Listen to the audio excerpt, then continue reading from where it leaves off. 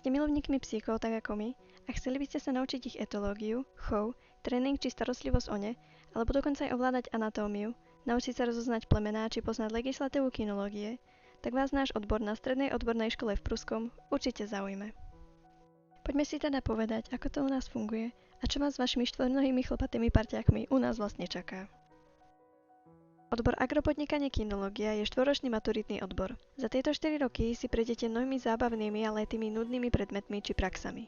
Ako už z názvu napovedá, tento odbor nie je plne zameraný iba na kinológiu. Naučite sa tu totiž aj základy hospodárstva, ako je napríklad pestovanie rastlín, mechanizácia alebo chov hospodárskych zvierat. Taktiež aj základy podnikania, pod ktoré spadajú ekonomika, účtovníctvo či marketing.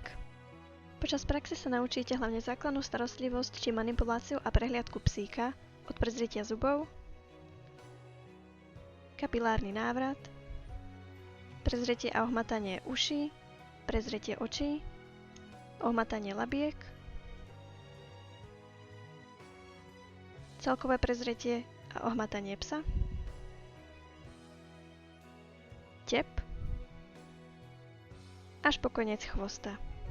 Následne taktiež česanie a úprava srsti, alebo aj choroby a infekcie, ktoré našich chlpáčov môžu postihnúť. Na praxi so psíkmi taktiež trénujeme, a to základnú poslušnosť, aportovanie, či rôzne triky.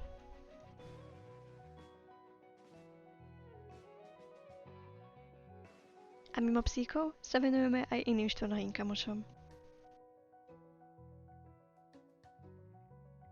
Spoznávame však aj rôzne kúty kinológie, ako sú napríklad bullšporty, kanisterapia či výstavy psov. V tomto odbore si každý príde na svoje.